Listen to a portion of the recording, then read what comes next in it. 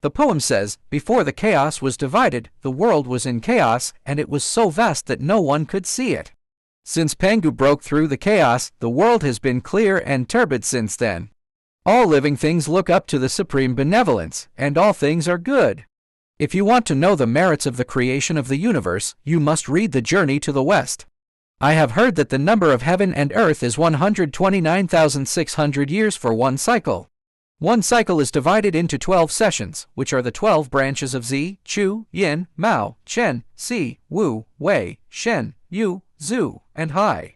Each session should be 1800 years. Let's talk about one day. Zi hour gets Yang Qi, and Chu is the crowing of the cock, Yin is not bright, and Mao is the sunrise, Chen hour is after the meal, and Si is next to each other, the sun is at noon, and Wei is in the west. Shen hour is dusk, and the sun sets in Yu, Zhu hour is dusk, and people are in Hai. For example, if it comes to the end of Zhu session, the world will be dark and all things will be gone. After another 5,400 years, at the beginning of the Hai meeting, it was dark and there were no people in both worlds, so it was called chaos. After another 5,400 years, the Hai meeting was about to end, and Zen started Yuan, approaching the Z meeting, and gradually became brighter. Xiao Kangji said, "At the middle of the winter solstice Z, the center of the sky does not change. When the first yang starts to move, all things are not born yet. At this point, the sky began to have roots. After another 5,400 years, at the Z meeting, the light and clear rose up, and there were the sun, the moon, the stars, and the stars. The sun, the moon, the stars, and the stars are called the four images.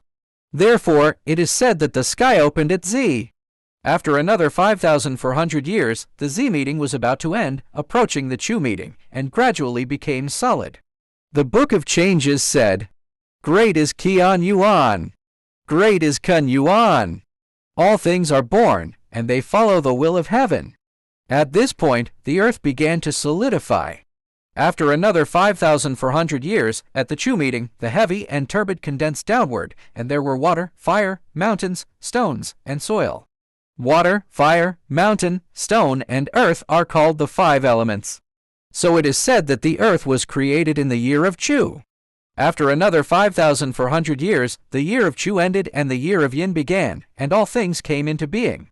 The calendar says, 'The sky descends, the earth rises, the sky and the earth meet, and all things come into being.' At this point, the sky is clear and the earth is refreshing, and Yin and Yang meet. Another 5,400 years later, at the year of Yin, people, animals, and birds were born, which is the three elements of heaven, earth, and man. So it is said that people are born in the year of Yin. Thanks to Pangu's creation, the three sovereigns rule, and the five emperors' determination of the world was divided into four major continents: Dongsheng Shenzhou, Xinyuezu, Nanshan Buzhu, and Beijiluzhu. This book lists Dongsheng Shenzhou. There is a country overseas named Aole. The country is close to the sea, and there is a mountain in the sea called Huaguo Mountain. This mountain is the ancestor of the 10 continents and the origin of the 3 islands. It was established since the opening of the clear and turbid, and was formed after the judgment of Hongmeng. What a good mountain! There are poems to prove it. The poem says, "The power controls the vast ocean, and the Yaohai Sea is majestic. The power controls the vast ocean, the tide surges and the fish enter the cave, the Yaohai Sea is majestic, the waves roll and the mirages leave the abyss. The corners of wood and fire are piled up high, and the East Sea is towering. There are red cliffs and strange rocks, and sharp cliffs and strange peaks. On the red cliffs, there are 2 colorful phoenixes singing. In front of the sharp cliffs, there is a unicorn lying alone. You can hear the crowing of golden pheasants on the top of the peaks, and you can see dragons coming in and out of the caves. There are longevity deer and fairy foxes in the forest, and magical birds and black cranes on the trees. Yao grass and rare flowers never fade, and green pines and cypresses are evergreen. Fairy peaches always bear fruit, and tall bamboos always retain clouds. There is a stream with dense vines, and the grass on the original banks on all sides is new. It is the pillar of heaven where hundreds of rivers meet, and the root of the earth that will never change. There is a fairy stone on the top of the mountain. The stone is 36 feet and 5 inches high, and 24 feet in circumference. It is 36 feet 5 inches high, according to the 365 degrees of the celestial sphere, and 24 feet in circumference, according to the 24 solar terms in the official calendar. There are 9 holes and 8 holes on it, arranged according to the 9 palaces and 8 trigrams. There are no trees to shade it, but there are orchids on the left and right. Since its creation, it has been blessed with the beauty of nature and the sun and the moon, and has been touched for a long time, so it has a spiritual meaning. The immortal egg inside burst one day and produced a stone egg as big as a ball. When it saw the wind, it turned into a stone monkey with all 5 senses and limbs. It learned to crawl and walk and worshipped all directions. Its eyes emitted 2 golden rays, which shot into the dew palace. The holy and benevolent Jade Emperor in the sky was alarmed, and he sat on the golden palace of clouds and the Lynxio treasure store. The immortals gathered and saw the golden light and ordered the 1,000 eyes and wind ears to open the south gate to watch. The 2 generals obeyed the order and went out, and they saw clearly and heard clearly. After a while, he reported back. I was ordered to watch the golden light. It is the border of the small country of Aole in the east of the Dongsheng Shenzhou. There is a flower and fruit mountain. On the mountain there is a fairy stone. The stone laid an egg. After it was weathered, a stone monkey was seen bowing to the 4 directions.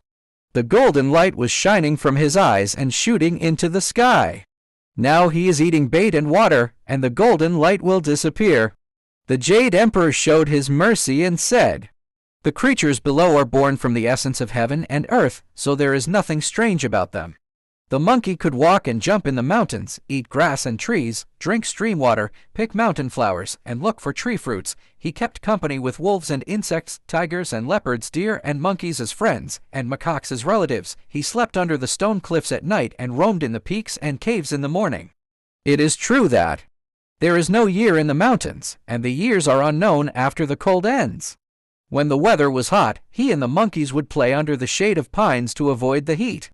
Look at them one by one, jumping trees and climbing branches, picking flowers and looking for fruits, throwing marbles, playing games, running in sand pits, building pagodas, chasing dragonflies, catching wax crows, visiting the gods, worshipping the Buddha, pulling vines, weaving straw blankets, catching lice, biting and pinching, straightening sweaters, picking nails, touching, rubbing, pushing, pressing, pulling, playing under the green pine forest, washing by the green stream.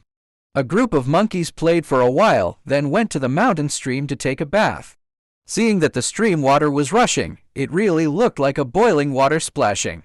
As the ancients said, birds have their own language and beasts have their own language. All the monkeys said, I don't know where this water comes from.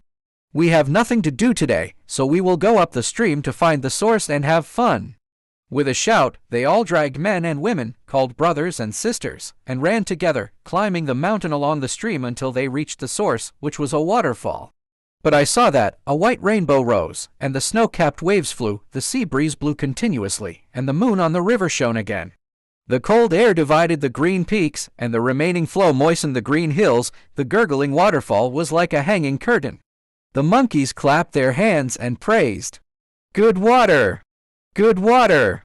It turns out that this place leads to the foot of the mountain and directly to the waves of the sea.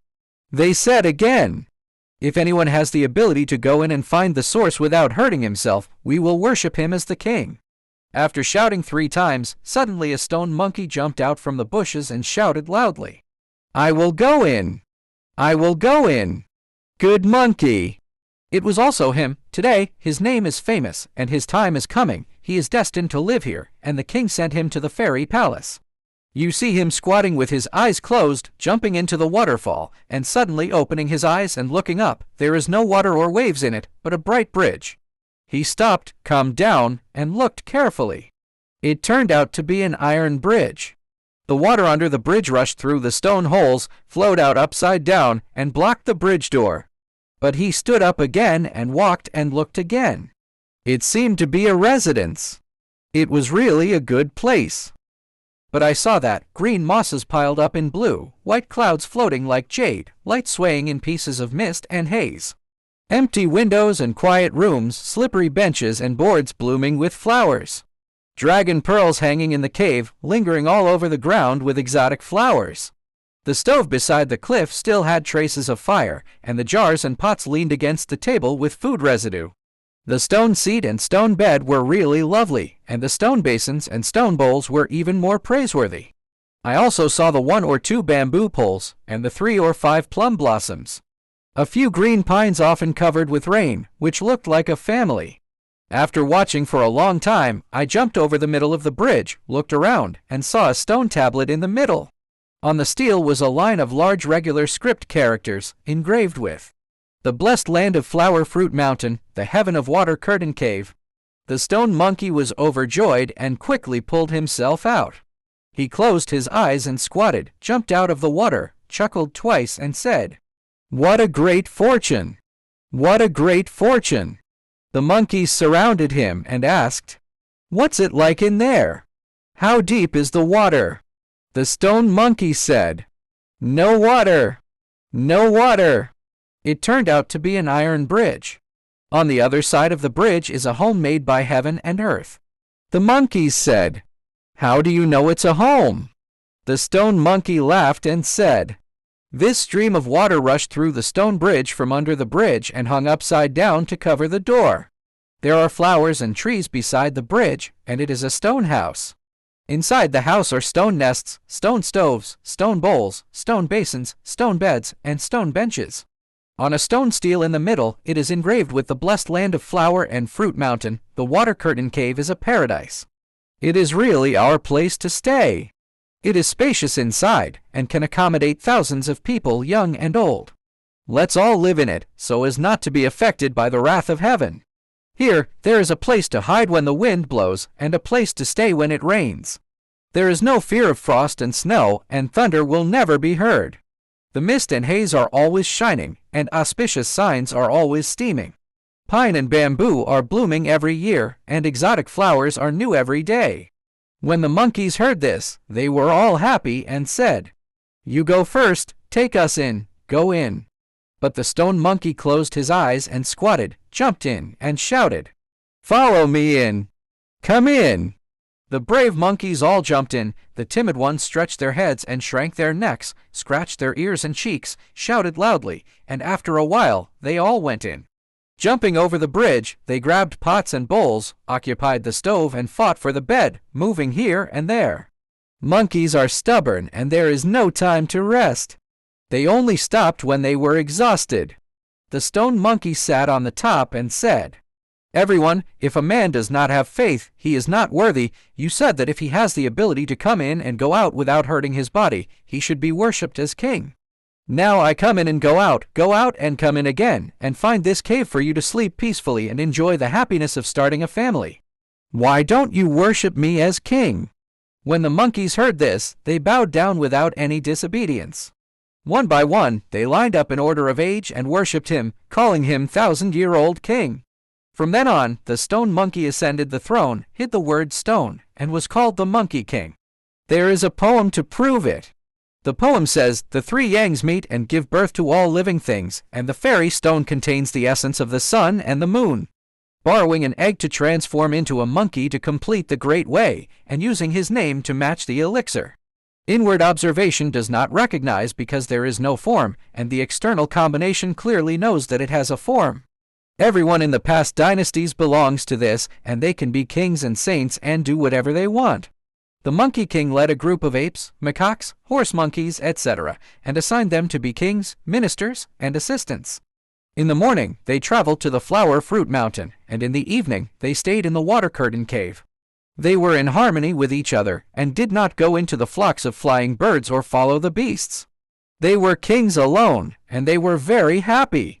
Therefore, in spring, they picked hundreds of flowers for food, and in summer, they looked for fruits for a living. In autumn, they harvested taro and chestnuts to delay the season, and in winter, they looked for yellow grapes to celebrate the years.